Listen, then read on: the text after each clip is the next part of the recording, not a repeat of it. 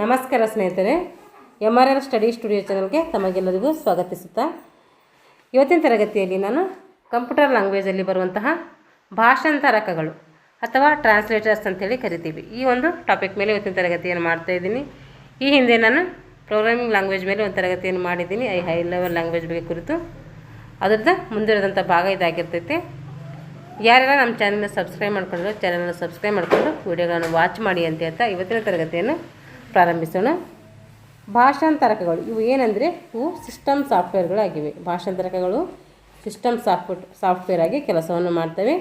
ಸಾಮಾನ್ಯವಾಗಿ ಉನ್ನತ ಮಟ್ಟದ ಭಾಷೆ ಮತ್ತು ಜೋಡಣಾ ಮಟ್ಟದ ಭಾಷೆಯನ್ನು ಬಳಸಿ ಕಾರ್ಯಕ್ರಮಗಳನ್ನು ರಚಿಸುವುದರಿಂದ ಈ ಭಾಷಾ ವಿಧಾನವು ಏನು ಮಾಡ್ತೈತೆ, ಕಂಪ್ಯೂಟರ್ಗಳಿಗೆ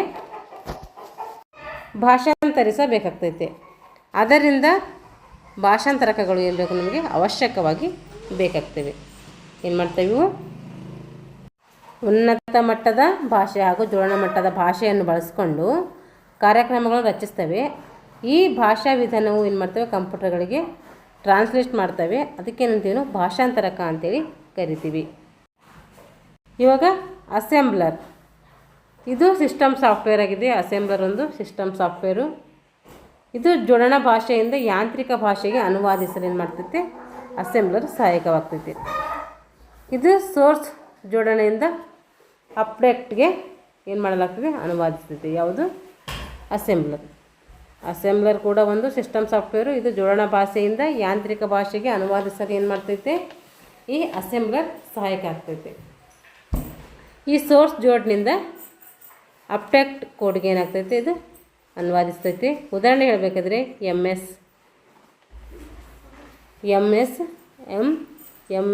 ಎ ಎಮ್ ಅಂದರೆ ಮೈಕ್ರೋಸಾಫ್ಟ್ ಅಸೆಂಬ್ಲರ್ ಅಂತೇಳಿ ಕರಿತೀವಿ. ಇದಕ್ಕೆ NASM ಇದು ನೆಟ್ ವೈಡ್ ಅಸೆಂಬ್ಲರ್ ಅಂತೇಳಿ ಕರಿತೀವಿ. ಜೋಡಣಾ ಮಟ್ಟದ ಭಾಷೆ ಅಂದರೆ ಅಸೆಂಬ್ಲರ್ ಭಾಷೆ ಅಂದರೆ ಅಸೆಂಬ್ಲಿ ಭಾಷೆ ಅಂತೇಳಿ ಕರಿತೀವಿ.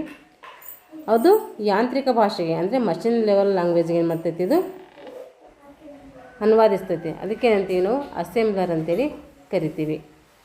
ಉದಾಹರಣೆ ಯಾವಪ್ಪ ಆ ಥರ ಇರೋವು ಅಂತಂದರೆ SAM Microsoft assembler, NASM net wide assembler ಅಂತ ಎರಡು ಉದಾಹರಣೆಗಳನ್ನು ನೋಡ್ತೀವಿ. ಸೋರ್ಸ್ ಕೋಡ್ ಅಸೆಂಬ್ಲಿ ಲ್ಯಾಂಗ್ವೇಜ್ ಅಥವಾ ಅಸೆಂಬ್ಲರ್. ಇದಕ್ಕೆ object machine language, object code machine language. First ಏನು ಮಾಡ್ತೀವಿ, ಸೋರ್ಸ್ ಕೋಡ್ ಅಸೆಂಬ್ಲಿ ಲ್ಯಾಂಗ್ವೇಜ್ ಕೊಟ್ಟರೆ ಅದೇನು ಮಾಡ್ತೀವಿ, ಅಸೆಂಬ್ಲರ್ ಆಗಿ ಅಬ್ಜೆಕ್ಟ್ ಕೋಡ್ ಮಷಿನ್ ಲ್ಯಾಂಗ್ವೇಜ್ ಆಗಿ ಕೆಲಸವನ್ನು ಮಾಡ್ತೈತೆ. ಈಗ ಕ್ರೋಢೀಕರಣ ಕಂಪೈಲರ್ ಅಂತೇಳಿ ಕರಿತೀವಿ ಇದಕ್ಕೆ. ಇದು ಕೂಡ ಒಂದು ಸಿಸ್ಟಮ್ ಸಾಫ್ಟ್ವೇರ್. ಇದನ್ನು ಒಂದು ಸಿಸ್ಟಮ್ ಸಾಫ್ಟ್ವೇರ್ ಆಗಿ ಕೆಲಸ ಮಾಡ್ತೈತೆ. ಇದು ಉನ್ನತ ಮಟ್ಟದ ಭಾಷೆಯಿಂದ ಯಾಂತ್ರಿಕ ಮಟ್ಟದ ಭಾಷೆಗೆ ಏನು ಮಾಡ್ತೈತೆ, ಅನುವಾದಿಸ್ತದೆ. ಹೈ ಲೆವೆಲ್ ಲ್ಯಾಂಗ್ವೇಜಿಂದ ಮಷಿನ್ ಲೆವೆಲ್ ಲ್ಯಾಂಗ್ವೇಜ್ಗೆ ಏನು ಮಾಡ್ತೈತೆ, ಇದು ಭಾಷಾಂತರ ಆಗ್ತೈತೆ. ಆದರೆ ಅಸೆಂಬ್ಲರ್ ಏನಾಯ್ತಿತ್ತು, ಅದು ಜೋಡಣಾ ಮಟ್ಟದ ಭಾಷೆಯಿಂದ ಯಾಂತ್ರಿಕ ಮಟ್ಟದ ಭಾಷೆಗೆ ಟ್ರಾನ್ಸ್ಲೇಷನ್ ಆಗ್ತಾಯಿತ್ತು. ಇದು ಸಂಪೂರ್ಣ ಕಾರ್ಯಕ್ರಮಗಳನ್ನು ಪ್ರೋಗ್ರಾಮ್ ಒಂದೇ ರೀತಿಯಾಗಿ ಏನು ಮಾಡ್ತೈತೆ, ಇದು ಅನುವಾದಿಸ್ತೈತೆ. ಇದರ ವೇಗ ಏನಾಗಿರ್ತೈತೆ, ಹೆಚ್ಚಾಗಿರ್ತೈತೆ. ಅದರದ್ದು ಕಂಪೈಲರ್ ವೇಗ ಏನಾಗ್ತೈತೆ, ಹೆಚ್ಚಾಗಿರ್ತೈತೆ. ಕಂಪೈಲರ್ ಡಿಬಂಗಿಂಗ್ ಮಾಡುವುದು ಕೂಡ ಏನಾಗಿರ್ತೈತೆ, ಕಷ್ಟ ಆಗಿರ್ತೈತೆ. ಉದಾಹರಣೆ ಹೇಳಬೇಕಾದ್ರೆ ಜಾವಾ, ಸಿ, ಗೋ ಕಂಪೈಲರ್, GCC, ಟರ್ಬೋ, C++, ಇವೇನು ಕಂಪೈಲರ್ಗಳಿಗೆ ಉದಾಹರಣೆಗಳು. ನೋಡ್ರಿ, ಇದು ಹೈ ಲೆವೆಲ್ ಲ್ಯಾಂಗ್ವೇಜಿಂದ ಕಂಪೈಲರ್ ಆಗ್ತೈತಿ, ಆಮೇಲೆ ಮಷಿನ್ ಲೆವೆಲ್ ಲ್ಯಾಂಗ್ವೇಜಿಗೆ ಪರಿವರ್ತನೆ ಆಗ್ತೈತಿ. ಇದು ಇವಾಗ ವಿತರಣಕರ್ತ ಇಂಟರ್ಪ್ರಿಟರ್ ಅಂತೇಳಿ ಕರಿತೀವಿ. ಇದು ಕೂಡ ಒಂದು ಸಿಸ್ಟಮ್ ಸಾಫ್ಟ್ವೇರು. ಇದು ಕೂಡ ಉನ್ನತ ಮಟ್ಟದ ಭಾಷೆಯಿಂದ ಯಾಂತ್ರಿಕ ಮಟ್ಟದ ಭಾಷೆಗೆ ಏನು ಮಾಡ್ತೈತೆ, ಅನುವಾದಿಸ್ತೈತೆ. ಇದು ಕಂಪೈಲರ್ ಅಂತೆಯೇ ಕಾರ್ಯನಿರ್ವಹಿಸ್ತದೆ. ಆದರೆ ಒಂದೇ ಬಾರಿಗೆ ಪ್ರೋಗ್ರಾಮ್ನ ಒಂದು ಸಾಲನ್ನು ಮಾತ್ರ ಭಾಷಾಂತರಿಸ್ತದೆ. ಅಲ್ಲಿ ಕಂಪೈಲರ್ ಏನಾಗಿತ್ತು, ಇಡೀ ಪ್ಯಾರಾಗ್ರಾಫ್ ಏನು ಮಾಡ್ತಿತ್ತು, ಅದು ಭಾಷಾಂತರ ಮಾಡ್ತಿತ್ತು. ಆದರೆ ಇದು ಒಂದು ಬಾರಿಗೆ ಏನು ಮಾಡ್ತೈತೆ, ಒಂದು ಲೈನನ್ನು ಮಾತ್ರ ಮಾಡ್ತೈತೆ. ಒಂದು ಸಾಲು ಸರಿ ಇದ್ದರೆ ಮಾತ್ರ ಮುಂದಿನ ಸಾಲಿಗೆ ಹೋಗಲಿಕ್ಕೆ ಏನು ಮಾಡ್ತೈತೆ, ಇದು ಅವಕಾಶ ಮಾಡಿಕೊಡ್ತೈತೆ. ಇದರ ವೇಗ ಅತ್ಯಂತ ಏನಾಗಿರ್ತೈತೆ, ಕಡಿಮೆ ಇರ್ತೈತೆ. ಅಸೆಂಬ್ಲರ್ ಆಯಿತು. ಇದು ಅಸೆಂಬ್ಲರ್ ಏನಾಯಿತು, ಜೋಡಣಾ ಭಾಷೆಯಿಂದ ಯಾಂತ್ರಿಕ ಭಾಷೆಗೆ ಅನುವಾದಿಸಲು ಸಹಾಯಕ ಆಗ್ತೈತಿ. ಆಮೇಲೆ ಯಾವುದು ಕಂಪೈಲರ್ ಏನು ಮಾಡ್ತೈತಿ, ಇದು ಉನ್ನತ ಮಟ್ಟದ ಭಾಷೆಯಿಂದ ಯಾಂತ್ರಿಕ ಭಾಷೆಗೆ ಏನು ಮಾಡ್ತೈತಿ ಅನುವಾದಿಸ್ತದೆ. ಅಂದರೆ high level to machine level language. ಇದನ್ನು ಕೂಡ ವಿತರಣಕರ್ತ ಇದು ಕೂಡ ಏನಾಗ್ತೈತಿ ಹೈ ಲೆವೆಲ್ ಲ್ಯಾಂಗ್ವೇಜಿಂದ ಮಷಿನ್ ಲೆವೆಲ್ ಲ್ಯಾಂಗ್ವೇಜ್ಗೆ ಏನು ಮಾಡ್ತದೆ ಅನುವಾದಿಸ್ತದೆ. ಇದು ಕಂಪೈಲರ್ ಅಂತ ಕೆಲಸ ಮಾಡ್ತೈತಿ. ಆದರೆ ಒಂದು ಸಾಲಿಗೆ ಮಾತ್ರ ಏನು ಮಾಡ್ತೈತಿ, ಇದು ಅನುವಾದಿಸ್ತದೆ, ಅಂದರೆ ಭಾಷಾಂತರ ಮಾಡ್ತದೆ ಅಂತ ಅರ್ಥ. ಇದ್ರ ವೇಗ ಏನಿರ್ತದೆ ಅತಿ ಕಡಿಮೆ ಇರ್ತೈತಿ. ಇಂಟರ್ಪ್ರಿಟಿಂಗ್ ಡಿಬಗ್ಗಿಂಗ್ ಮಾಡುವುದು ಇದರಲ್ಲಿ ಸುಲಭ ಆಗಿರ್ತೈತಿ, ಅದರಲ್ಲಿ ವಿತರಣಕರ್ತದಲ್ಲಿ. ಉದಾಹರಣೆ ಹೇಳಬೇಕಾದ್ರೆ ರಬ್ಬಿ, ಪೈಥಾನ್, PHP ಇವೆಲ್ಲ ಏನು ವಿತರಣಕರಣಕ್ಕೆ ಎಕ್ಸಾಂಪಲ್ಸ್ಗಳು. ಇದು ಹೈ ಲೆವೆಲ್ ಲ್ಯಾಂಗ್ವೇಜಿಂದ ಇಂಟರ್ಪ್ರಿಟರ್ ಆಗ್ತೈತಿ, ಆಮೇಲೆ ಮಷಿನ್ ಲೆವೆಲ್ ಲ್ಯಾಂಗ್ವೇಜಿಗೆ ಪರಿವರ್ತನೆಗೊಳ್ತೈತಿ. ಇವಾಗ ಅಲ್ಗಾರಿದಮ್, ಇದು ಸಮಸ್ಯೆಗೆ ಹಂತ ಹಂತವಾಗಿ ಪರಿಹಾರವನ್ನು ಒದಗಿಸ್ತೈತಿ. ಯಾವುದು ಅಲ್ಗಾರಿದಮ್ ಹಂತ ಹಂತವಾಗಿ ಏನು ಮಾಡ್ತೈತಿ ಪರಿಹಾರವನ್ನು ಒದಗಿಸ್ತೈತಿ. ಇದರಲ್ಲಿ ಒಂದೊಂದು ಹಂತವು ಒಂದು ಕಾರ್ಯವನ್ನು ಮಾಡ್ತೈತಿ. ಒಂದೊಂದು ಹಂತವು ಕೂಡ ಏನು ಮಾಡ್ತದೆ, ಒಂದು ಕಾರ್ಯವನ್ನು ಇಲ್ಲಿ ಮಾಡ್ತದೆ. ಇದರಲ್ಲಿ ಎಷ್ಟು ಹಂತಗಳಾದರೂ ಇರಬಹುದು, ಏನಾಗ್ಬೋದು ಇದರಲ್ಲಿ ಎಷ್ಟು ಹಂತಗಳು ಬೇಕಾದರೂ ಇರ್ತವೆ. ಇದು ಅನಂಬೈಗಸ್ ಅಂದರೆ ಸ್ಟ್ರೇಟ್ ಫಾರ್ವರ್ಡ್ ಇರಬೇಕು. ಅಂದರೆ ಸಮಸ್ಯೆಯನ್ನು ಬಿಡಿಸುವ ತರ್ಕ ಅಂದರೆ ಲಾಜಿಕ್ ಯಾವಾಗಲೂ ನಿಸ್ಸಂದೇಹವಾಗಿರಬೇಕು ಅಥವಾ ಸ್ಪಷ್ಟವಾಗಿರಬೇಕು ಅಂತ ಅರ್ಥ ಇದು. ಇವಾಗ ಫ್ಲೋ ಚಾರ್ಟ್, ಇದು ಸಮಸ್ಯೆಗೆ ಚಿತ್ರರೂಪದಲ್ಲಿ ಏನು ಮಾಡ್ತೈತೆ, ಗ್ರಾಫಿಕಲ್ ಅಥವಾ ರೇಖಾನಕ್ಷ ರೂಪದಲ್ಲಿ ಏನು ಮಾಡ್ತೈತೆ ಪರಿಹಾರವನ್ನು ಸೂಚಿಸ್ತದೆ. ಅದಕ್ಕೇನಂತೀವಿ ನಾವು ಫ್ಲೋ ಚಾರ್ಟ್ ಅಂತೇಳಿ ಕರಿತೀವಿ. ಈಗ ಫ್ಲೋ ಚಾರ್ಟ್ನ ಸಿಂಬಾಲ್ಸ್ ಇದ್ದಾವೆ, ಅದ್ರ ನೇಮ್ ಇದ್ದಾವೆ, ಅದ್ರ ಫಂಕ್ಷನ್ಸ್ ಇದ್ದಾವೆ. ಇದು ಯಾವ ಶೇಪಪ್ಪ ಅಂದರೆ ಇದು ಓವೆಲ್ ಶೇಪ್, ಇದಕ್ಕೇನಂತೀವಿ ಓವೆಲ್ ಶೇಪ್ ಅಂತೇಳಿ ಕರಿತೀವಿ. ಇದು ಏನು ಕೆಲಸ ಮಾಡ್ತದೆ ಅಂದರೆ represents the start or end of the process. ಎದ್ರ ಪ್ರತಿನಿಧಿ ಅಂದರೆ ಕೆಲಸ ಸ್ಟಾರ್ಟ್ ಆಗಿರೋದು ಮತ್ತು ಎಂಡ್ ಆಗಿರೋದು ಏನು ಮಾಡ್ತೈತಿ, ಇದು ಪ್ರೆಸೆಂಟ್ ಅಂದರೆ ತೋರಿಸ್ತದೆ ಅಂತ ಅರ್ಥ. ರೆಕ್ಟ್ಯಾಂಗಲ್, ಇದು ಏನು ಕೆಲಸ ಮಾಡ್ತದೆ ಅಂದರೆ denotes the process operation step, ಏನು ಕೆಲಸ ನಡೀತಾ ಐತೆ ಅಂತೇಳಿ ಇದೇನು ಮಾಡ್ತೈತಿ ತಿಳಿಸ್ತೈತಿ. ಯಾವುದು ರೆಕ್ಟ್ಯಾಂಗಲ್. ಆರೋ ಮಾರ್ಕ್, ಇದೇನು ಮಾಡ್ತೈತಿ indicates the flow between steps, ಅಂದರೆ ಎಡಕ್ಕೆ ಬಲಕ್ಕೆ ಮೇಲಕ್ಕೆ ಕೆಳಕ್ಕೆ ಹೋಗುವಂಥ ಸ್ಟೆಪ್ಗಳನ್ನು ಏನು ಮಾಡ್ತದೆ ತೋರಿಸ್ತದೆ. ಡೈಮಂಡ್, ಇದೇನು ಮಾಡ್ತದೆ signifies the point requiring yes or no. ಏನು ಮಾಡ್ತಿದ್ದು ಸಿಗ್ನಿಫೈಸ್ ದ ಪಾಯಿಂಟ್ ಅಂದರೆ ರಿಕ್ವೈರಿಂಗ್ ಅಂದರೆ ಎಸ್ ಆರ್ ನೋ ಅಂತೇಳಿ ತೋರಿಸ್ತಾ ಇರ್ತೈತೆ.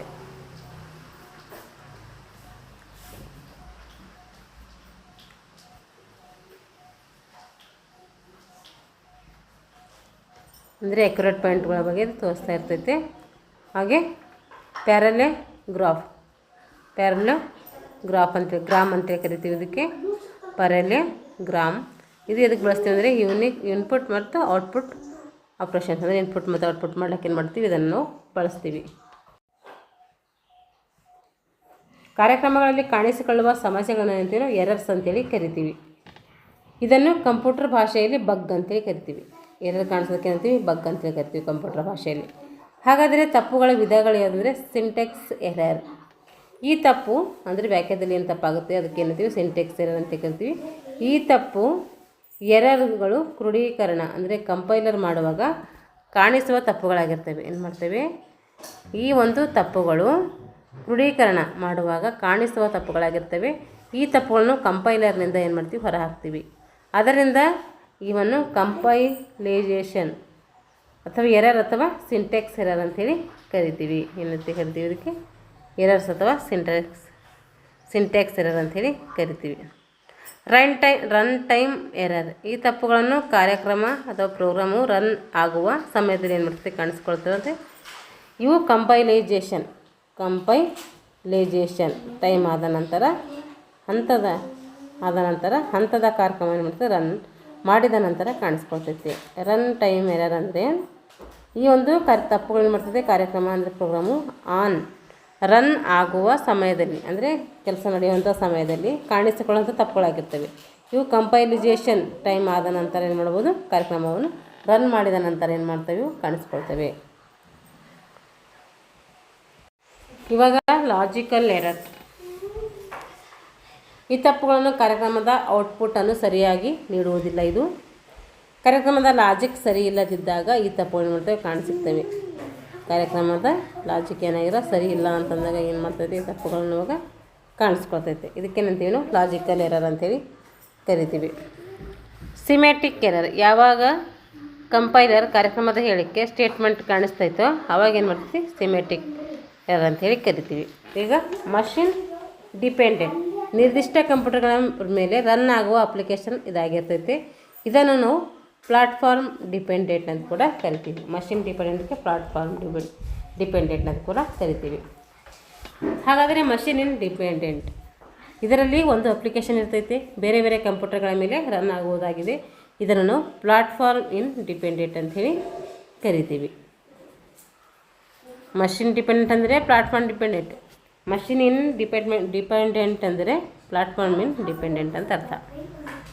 ಅಲ್ಲಿರ್ತೈತೆ ನಿರ್ದಿಷ್ಟ ಕಂಪ್ಯೂಟರ್ಗಳ ಮೇಲೆ ರನ್ ಆಗುವಂಥ ಅಪ್ಲಿಕೇಶನ್ ಇದಾಗಿರ್ತೈತೆ. ನಿರ್ದಿಷ್ಟ ಕಂಪ್ಯೂಟರ್ಗಳ ಮೇಲೆ ಏನು ಮಾಡ್ತೈತೆ ಕೆಲಸ ಮಾಡ್ತಾ ಇರ್ತೈತೆ. ಆದರೆ ಇಲ್ಲಿ ಒಂದು ಅಪ್ಲಿಕೇಶನ್ ಬೇರೆ ಬೇರೆ ಕಂಪ್ಯೂಟರ್ಗಳ ಮೇಲೆ ಏನು ಮಾಡ್ಬೋದು ರನ್ ಅಂದರೆ ಕೆಲಸವನ್ನು ಮಾಡ್ಬೋದು ಅಂತ ಅರ್ಥ.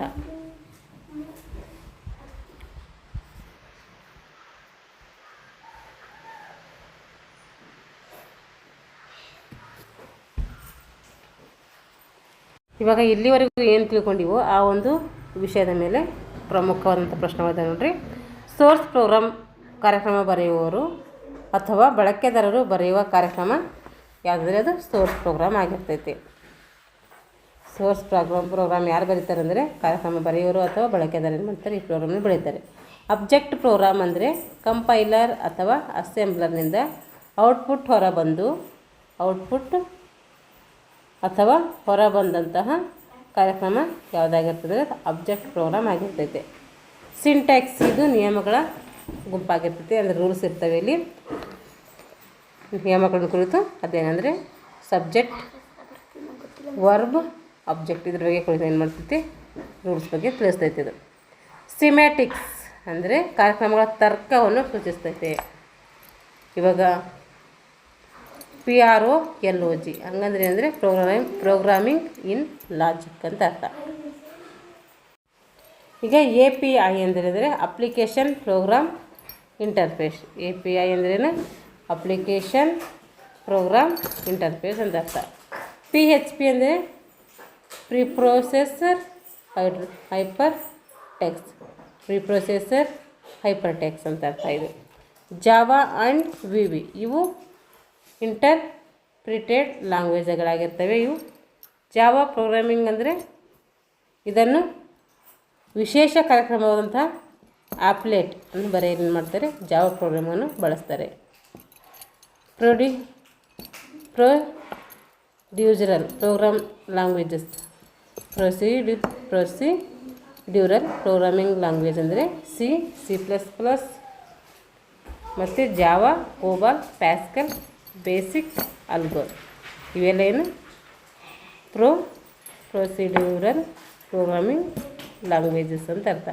ನಾನ್ ಪ್ರೊಸೀಡ್ಯೂರಲ್ ಪ್ರೋಗ್ರಾಮಿಂಗ್ ಲ್ಯಾಂಗ್ವೇಜಸ್ ಯಾವಂದರೆ SQR, PROLOG, LISP ಇವೇನು ನಾನ್ ಪ್ರೊಸೀಡ್ಯೂರಲ್ ಪ್ರೋಗ್ರಾಮಿಂಗ್ ಲ್ಯಾಂಗ್ವೇಜಸ್.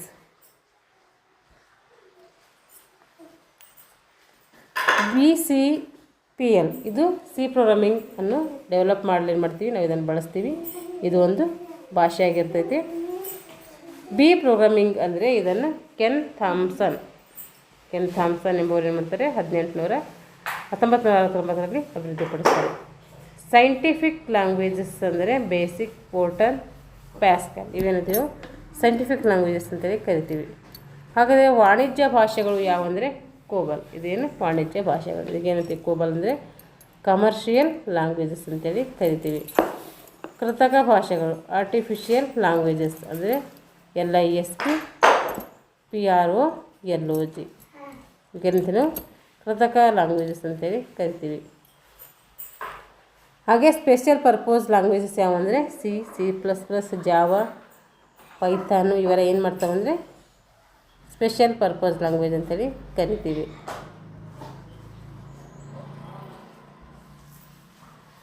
ಈಗ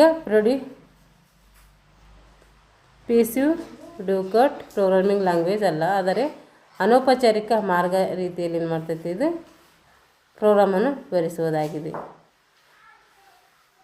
ಸಿನೆಬಲ್ ಹಿಂಗಂದರೆ ಸ್ಟ್ರಿಂಗ್ ಓರಿಯೆಂಟೆಡ್ ಸಿಂಬಾಲಿಕ್ ಲ್ಯಾಂಗ್ವೇಜ್ ಅಂತ ಅರ್ಥ. ಇದು NAM ಅಂದರೆ ಜಾವಾ ವರ್ಚುವಲ್ ಮಷಿನ್. ಇರೋದ್ರ ಬಗ್ಗೆ ನೋಡಿದ್ದೀವಿ, ತಿಳ್ಕೊಂಡಿದ್ದೀವಿ. ಮುಂದಿನ ತರಗತಿಯಲ್ಲಿ ಮಾಡೋಣ ಅಂದರೆ ಇದ್ರ ಬಗ್ಗೆ MCQ ಮುಂದಿನ ತರಗತಿಯಲ್ಲಿ ಬಿಡಿಸೋಣ. ಯಾರು ನಮ್ಮ ಚಾನಲ್ ಸಬ್ಸ್ಕ್ರೈಬ್ ಮಾಡ್ಕೊಂಡು ವೀಡಿಯೋಗಳನ್ನು ವಾಚ್ ಮಾಡಿ ಅಂತ ಹೇಳ್ತಾ ಥ್ಯಾಂಕ್ಸ್ ಫಾರ್ ವಾಚಿಂಗ್ ಆಲ್.